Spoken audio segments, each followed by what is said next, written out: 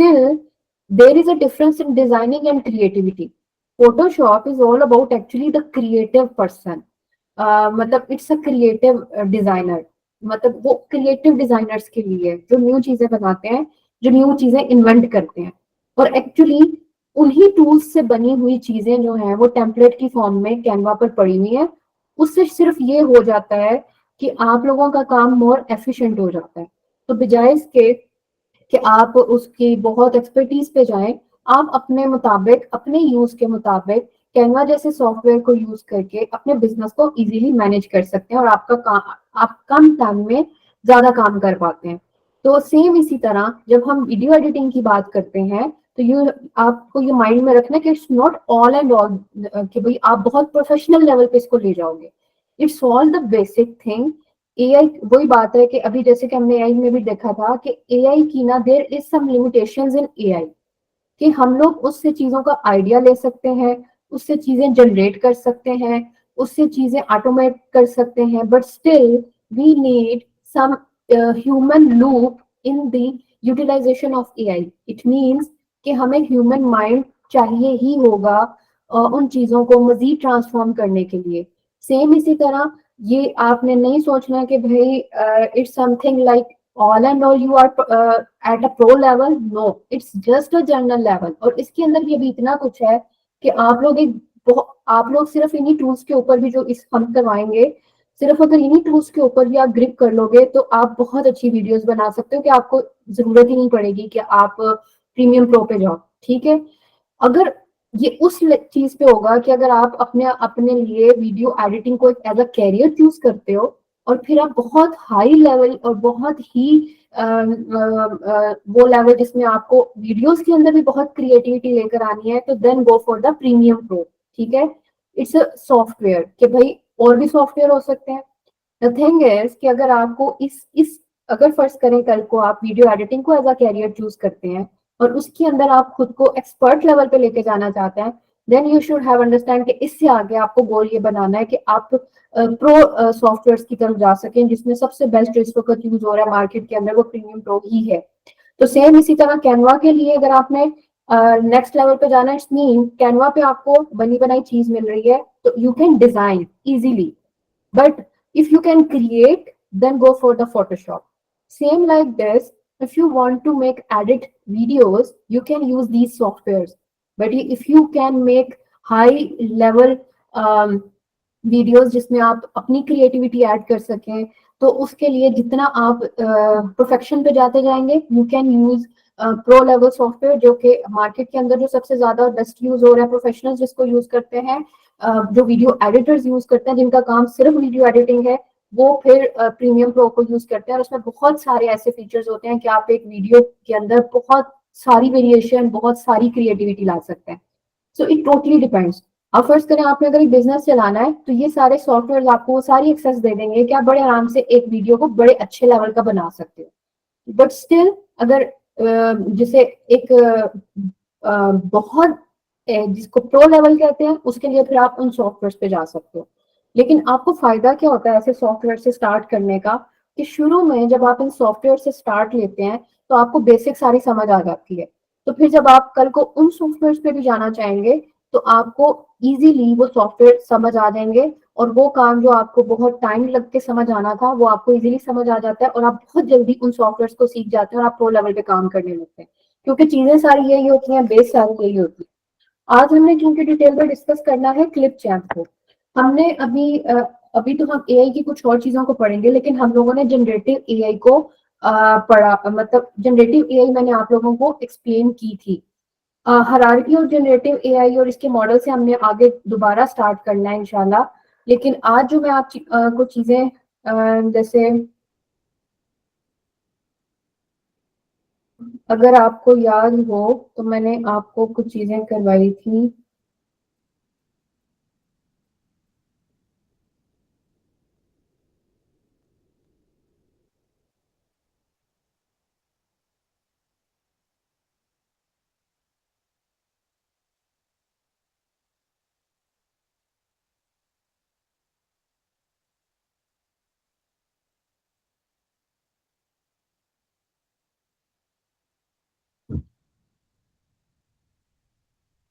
हमने एआई के अंदर, हमने जब एआई की लेटेस्ट फॉर्म को समझा था, तो हमने डिस्कस किया था कि इट्स जनरेटिव एआई।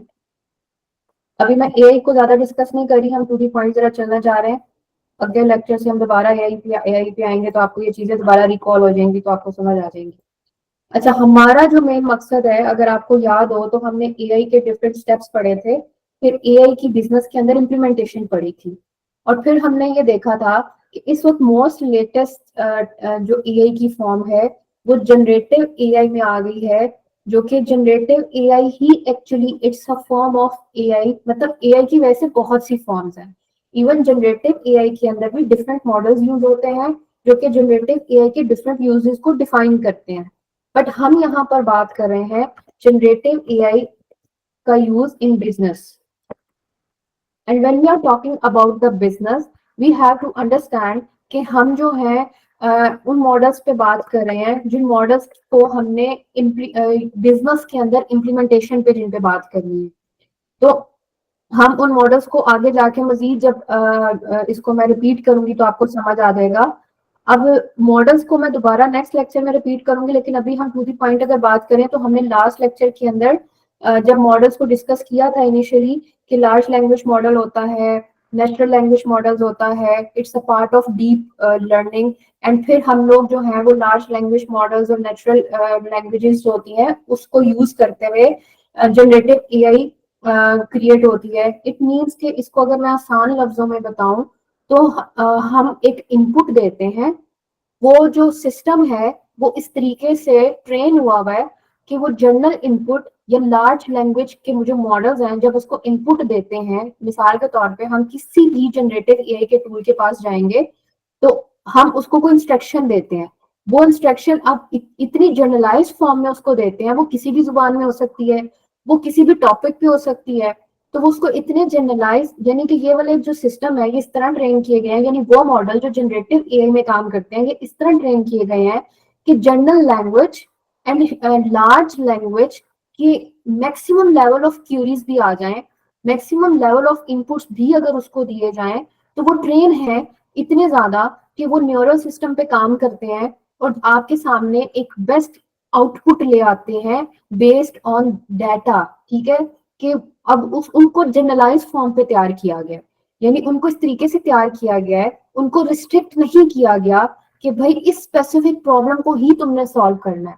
आप अगर रिकॉल करें हमारे लास्ट लेक्चर्स को, तो उसमें हमने क्या डिस्कस किया था कि मशीन लर्निंग जो है वो किसी हद तक स्पेसिफिक प्रॉब्लम्स को सॉल्व करती है, बट जनरेटिव एआई का मतलब ही यही है कि ये स्पेसिफिक प्रॉब्लम को नहीं, इसको इसलिए लार्ज लैंग्वेज मॉडल्स पर ट्रेन किया जाता है, नेचुरल लैंग्वेज मॉडल्स पर ट्रेन किया जाता है, बिकॉज इसका मेन मकसद इससे जनरल इनपुट लेकर इसको ट्रेन ऐसे किया जाता है कि जनरल इनपुट लेकर फिर आउटपुट दे सके, और जनरल के अंदर ह्यूज डाटा आ जाता है।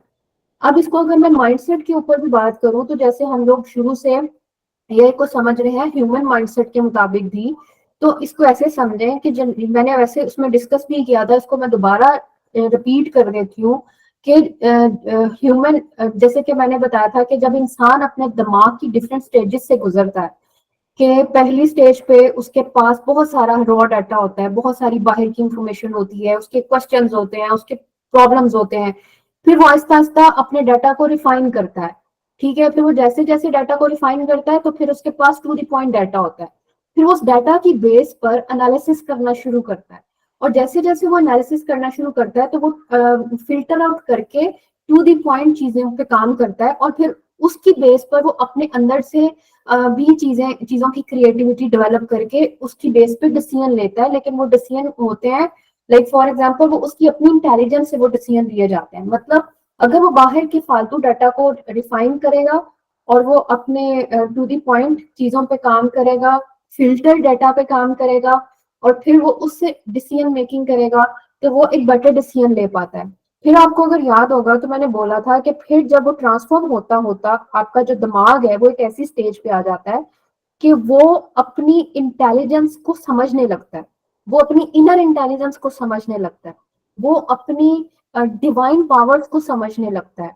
मीन्स कि वो अपने अंदर से इंटेलिजेंस को फॉलो करने लगता है, दिमाग जो है यानी अंदर की इंटेलिजेंस को फॉलो करने लगता है, बाहर की इंटेलिजेंस को फॉलो नहीं करता। तो जब वो अंदर की इंटेलिजेंस को फॉलो करने लगता है, इट मीन्स कि वो इतना मेच्योर हो चुका होता है, that's called the deep mind. ठीक है, अब जब आप डीप माइंड में होते हो, तो जब आप अपने दिमाग के अंदर कोई भी थॉट क्रिएट करते हो या उसको कोई इनपुट देते हो, तो आपके दिमाग के अंदर एक पूरा न्यूरल सिस्टम है जो कि काम करता है। आपकी इसको अगर आप थोड़ा सा और डीप स्टडी करोगे, तो जितनी न्यूरल साइंस है वो इन चीजों के ऊपर ही बनी हुई है कि एक्चुअली कैसे आपने आपका जो दिमाग है उसके पास जब कोई इंफॉर्मेशन जाती है तो वो किन किन पार्ट्स में डिवाइड होती है। जैसे आपका अगर दिमाग है, उसके पास जब कोई इंफॉर्मेशन जाती है तो वो कॉन्शियस में और सबकॉन्शियस में डिवाइड हो जाती है।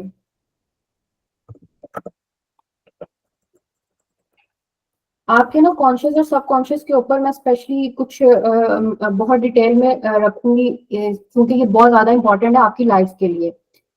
कॉन्शियस, सबकॉन्शियस और नॉन कॉन्शियस, तो सब मेन चीज जो यूज होती है, इट्स समथिंग लाइक आपका सबकॉन्शियस एंड कॉन्शियस। ठीक है, कॉन्शियस मीन के when you are present,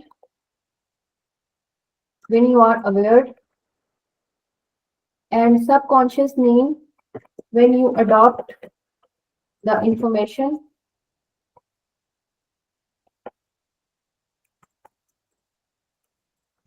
and act accordingly.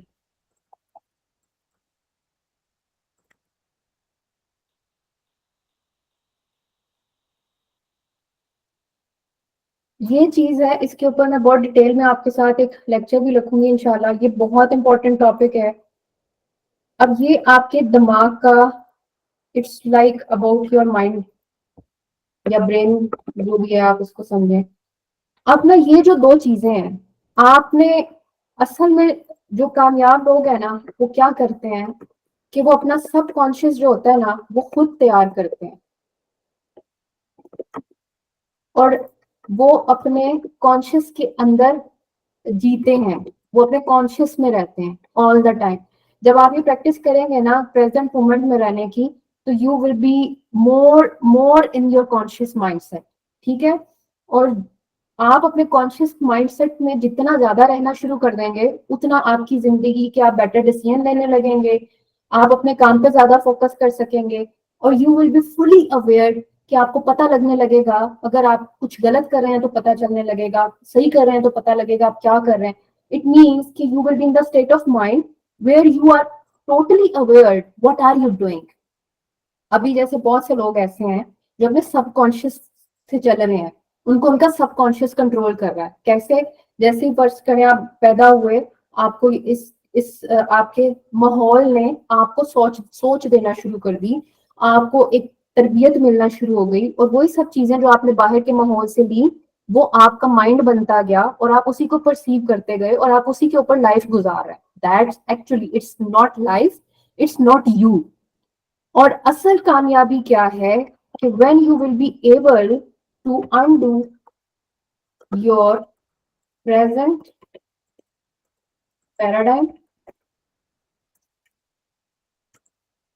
And create your own paradigm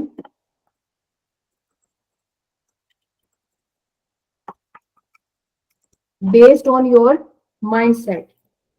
जो कुछ भी आपको करना है उसके मुताबिक, या जो आप खुद को जान रहे हैं या खुद को पहचान रहे हैं उसके मुताबिक। फॉर एग्जाम्पल, ये क्या मैंने लिखा है कि मिसाल के तौर पर, अगर आप कभी गौर करेंगे इस टाइम पे, तो आपको आपके एक्सटर्नल फैक्टर कंट्रोल कर रहे हैं। आपको अभी समझ नहीं आ रही होती आपने कौन से डाटा को अपने अंदर फिट लेकर जाना है, कौन सा डाटा को फिल्टर करके बाहर रहने देना है। तो होता क्या है कि जो आपके एक्सटर्नल एनवायरनमेंट है वो आपका माइंड बना रहे होते हैं, तुमने ये करना है, तुमने ऐसे करना है, तुम ये कर सकते हो, तुम वो नहीं कर सकते, तुम ऐसे हो, तुम वैसे हो, ये करना है, वो नहीं करना। ये आपके एक्सटर्नल एनवायरनमेंट आपको माइंड बना रहे होते हैं, आपका सबकॉन्शियस। इवन इससे भी पीछे चले जाए, इस्लाम के मुताबिक 7 साल तक का जो बच्चे का टाइम होता है, जिसके बारे में इस्लाम भी कहता है कि ये वो टाइम है जिसमें एक बच्चे का एक्चुअली सबकॉन्शियस माइंड बन रहा होता है, और सबकॉन्शियस माइंड के अंदर उसके वो सारी चीजें फीड हो रही होती हैं बच्चे के माइंड के अंदर, कि पहले 7 साल के अंदर आप उस बच्चे के सामने जो कुछ भी परफॉर्म करेंगे ना, वो बच्चा वही कुछ अडॉप्ट करेगा। तो उस 7 साल के अंदर जो चीज आपके अंदर फिट हो गई हुई है ना, वो आपकी पूरी लाइफ का में उसका इम्पैक्ट रहता ही रहता है। सो दैट्स वाई वो जो एक चीज बोली जाती है ना कि जो अमीर है वो अमीर से अमीर तर होते चले जाते हैं, उनका माइंडसेट ही अमीर होता है कि वो शुरू से उनको एक ऐसे माहौल मिला होता है कि उन्होंने तंगी नहीं देखी होती, वो छोटी सोच नहीं सोचते, वो शुरू से बड़ी सोच ही सोचते हैं, तो आगे ही आगे जाते हैं। लेकिन जो मिडिल क्लास फैमिलीज होती हैं या जो छोटे गरीब लोग होते हैं, वो क्योंकि ऐसे माहौल में रहे होते हैं 7 साल तक, उन्होंने ऐसा ही माहौल देखा होता है, उनके सबकॉन्शियस में यही चीजें बैठी होती है। इवन 7 साल के बाद भी वो जिस माहौल में रह रहे होते हैं ना, वो माहौल यही कुछ होता है, तुम ये नहीं कर सकते, तुम वो नहीं कर सकते, हमारे हाथ बड़े तंग है, हमने पैसा जोड़ के रखना है, पैसा खर्च नहीं करना, पैसा बुरे वक्त के लिए रखना है, फलान टमकान जो भी है। और आपका जो सबकॉन्शियस माइंड है वो उन चीजों पे तैयार हुआ है। अब हो क्या रहा है कि एट दिस स्टेज आप अपने सबकॉन्शियस से ऑपरेट हो रहे हैं, तो it's mean you actually don't know who you are not in your conscious mind. आपने असल में आपने क्या करना है, असल में आपने जो आपका, इसको पैराडाइम बोलते हैं, वो सारा कुछ जो एक्सटर्नल फैक्टर ने आपका सबकॉन्शियस बना दिया है, इट्स योर पैराडाइम। करना अब ये है कि when you will be focused on your self awareness and when you will be focused on the more to live in the present moment, to be in your conscious mind। तो देखिए जिंदगी में अगर कामयाब होना है ना, तो you have to identify yourself, you have to identify what you want to do, what आप मतलब आप क्या करना चाहते हो, आपने क्या करना है, ठीक है। अब होता क्या है कि आप में से मेजोरिटी लोग अभी तक ये नहीं समझ पाते कि भाई वो क्या करना चाहते हैं, उन्हें क्या करना है। क्यों नहीं समझ पा रहे होते? बिकॉज उन्हें उनका सबकॉन्शियस कंट्रोल कर रहा है। कभी उन्हें लगता है हमने ये करना है, कभी उन्हें लगता है हमने वो करना है, वो अपने अंदर घुसते ही नहीं है। अब अपने अंदर कैसे घुसना है कि आपने अपने एग्जिस्टिंग सबकॉन्शियस को अनडू करना है और अपने सबकॉन्शियस को जो है अपने मुताबिक बनाना है आपने। उसके लिए यू हैव टू प्रैक्टिस कि भाई आप अपने प्रेजेंट मोमेंट में रहना शुरू करें, उसकी प्रैक्टिस करें। अपने कॉन्शियस माइंड में आप जितना रहना शुरू करेंगे, तो आप अपने सबकॉन्शियस को अपने मुताबिक ट्रेन करें। मींस कि आपको जब समझ आने लगेगी कि आपको आपका इंटरेस्ट इसमें है, आपको ये करना है, पहले उसके अंदर क्लैरिटी लेकर आए। जैसे ही आप अपने अपने ड्रीम्स में या अपने टारगेट्स के अंदर क्लैरिटी लेके आएंगे, तो उसके उसके साथ साथ ही आपकी लाइफ जो है वो उसके मुताबिक चलना शुरू हो जाएगी। तो आपके सबकॉन्शियस माइंड को भी आहिस्ता आहिस्ता ये चीज फील होती जाएगी कि ये आपके टारगेट्स हैं, आपने ये करना है। If you are fully focused on this this this, तो आपका सबकॉन्शियस माइंड उस पर बनना शुरू हो जाता है। तो करना आपने ये है, जो सबसे इंपॉर्टेंट पार्ट है वो ये है, you have to undo your present paradigm जो कि एक्सटर्नल फैक्टर से ऑपरेट हो रहा है, and you have to focus on the your own paradigm, कि आपने अपना पैराडाइम खुद बनाना है। And you have that ability कि आप अपने सबकॉन्शियस माइंड को जैसा ट्रेन करोगे ये वैसा ही ऑपरेट करेगा। आपका जो 90% आपकी लाइफ है वो आपका सबकॉन्शियस ऑपरेट कर रहा है, और 10% सिर्फ आपका कॉन्शियस ऑपरेट कर रहा है। अब जो आपका, और ये सबकॉन्शियस एक इतनी पावरफुल चीज है कि अगर आप अपने सबकॉन्शियस को जिस तरीके से भी फीड करना शुरू कर दो, ये उस तरीके से आपकी लाइफ को बैलेंस करना शुरू कर देगा। इसकी एग्जांपल ऐसे ही लो कि अगर आप कुछ दिन अपने माइंड को रोज बताओगे कि आपको सुबह 5 बजे उठना है, तो इस मीन कि आप अपने सबकॉन्शियस को बता रहे हो। तो जैसे जैसे आप कुछ दिन ये चीज अपने सबकॉन्शियस माइंड को बताओगे, तो आपका subconscious mind after few days, आपका सबकॉन्शियस माइंड आपको 5 बजे उठा देगा। इतनी पावर है इसके अंदर। अगर आप अपने सबकॉन्शियस माइंड को कहते हो कि आपको ये चीज करनी है, यू कैन डू दिस, तो आपका सबकॉन्शियस माइंड आपकी हेल्प करता है आपको वो चीज करने में। इट मीन्स कि फॉर एग्जाम्पल, आप मिसाल के तौर पर इसको ऐसे ही लो कि आपके घर का माहौल अगर फर्ज करें, आपको आपके घर के अंदर जो है वो इसको ऐसे लेंगे, क्योंकि मेजोरिटी मिडिल क्लास घरानों से में हमें ये चीज बड़ी आम मिलती है कि हमारे हमारे माँ बाप भी हमें कह रहे होते हैं कि तुमने ये बनना है, तुमने ये नहीं बनना, तुम ये कर सकते हो, तुम वो नहीं कर सकते। हमें डीमोटिवेट तक किया जाता है। अब फॉर एग्जाम्पल वो हमें बातें इतनी ज्यादा सुनाई जाती हैं कि वो हमारे दिमाग में बैठ जाती हैं, वो हमारे सबकॉन्शियस का हिस्सा बन जाती हैं, और हमारा सबकॉन्शियस हमें उसके मुताबिक ही ऑपरेट कर रहा होता है, और वो सबकॉन्शियस आपकी लाइफ की रियलिटी बना देता है कि भाई तुम ये नहीं कर सकते। तो हमने क्या करना है कि हमने अपने उस बने हुए सबकॉन्शियस को जो दूसरे लोगों ने हमारा बनाया, उसको हमने अनडू करना है, और हमने अपने मुताबिक उस सबकॉन्शियस पे काम करना है। And your subconscious have that power कि उसको अगर आप ये बताओगे कि यू कैन डू दिस, तो आपका सबकॉन्शियस आपको कुछ दिनों बाद आपका सबकॉन्शियस आपको खुद तैयार करेगा कि yes you can do this.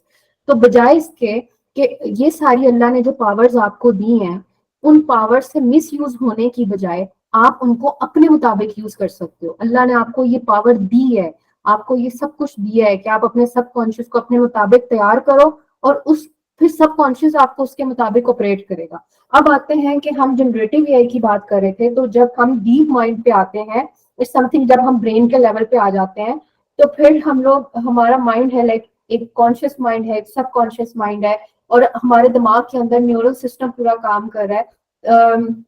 ये इसके ऊपर पूरा सब्जेक्ट भी है न्यूरो साइंस। न्यूरो साइंस के क्या इस नाम से सब्जेक्ट है पूरा, जिसके अंदर पूरी साइंस समझाई जाती है कि कॉन्शियस माइंड और सबकॉन्शियस माइंड क्या है। ये बहुत पावरफुल चीज है। Subconscious mind can change your life. So ये इतनी पावरफुल चीज है। फॉर एग्जाम्पल, इसकी एक और मिसाल मैं देती हूँ कि हमेशा याद रखें कि अगर आप ये चाहते हैं कि लोग आपकी रिस्पेक्ट करें, तो फर्स्ट रिस्पेक्ट योर सेल्फ। तो जो चीज आप अपने आप के ऊपर अपने आप को दोगे ना, वही आपको बाहर से भी मिलेगी।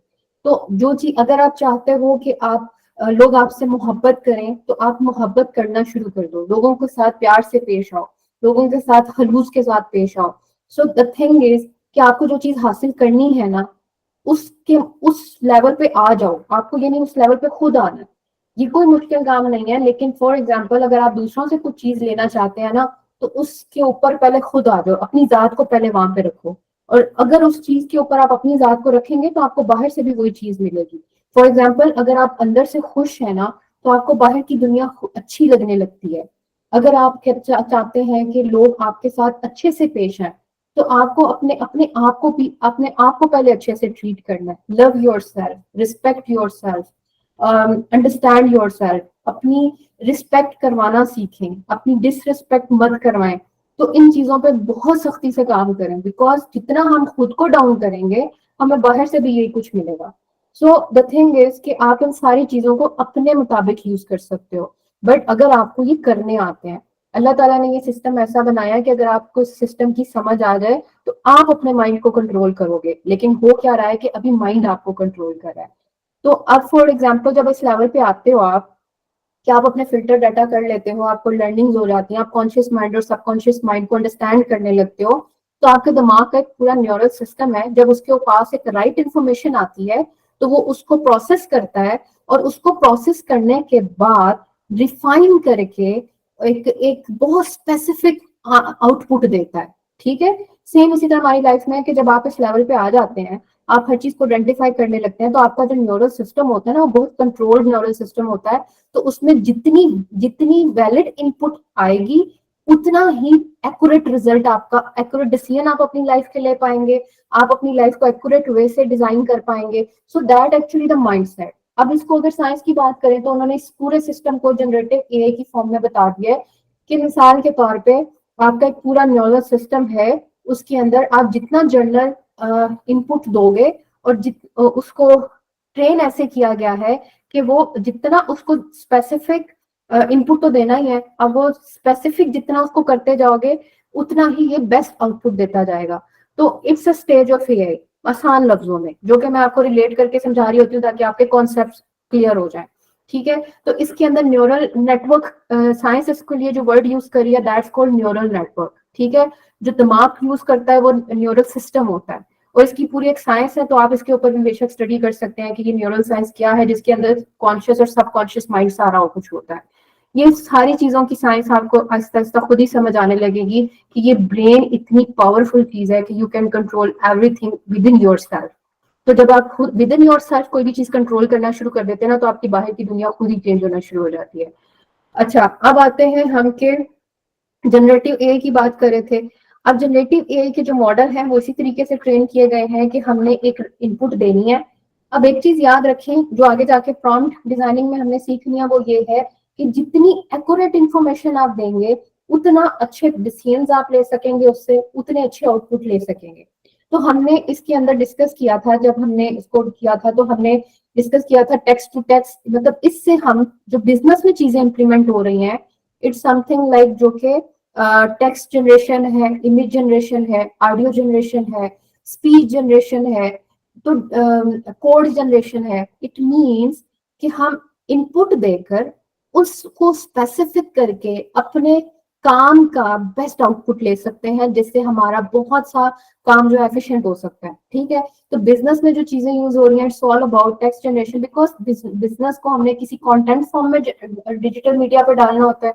तो वो आप टेक्स्ट जनरेट करते हैं, उससे इमेज जनरेट करते हैं, उससे आप वीडियो जनरेट करते हैं, उससे आप ऑडियो जनरेट करते हैं, स्पीच जनरेट करते हैं, या कोड जनरेट करते हैं, ये सारे जनरेटिव एआई का हिस्सा है।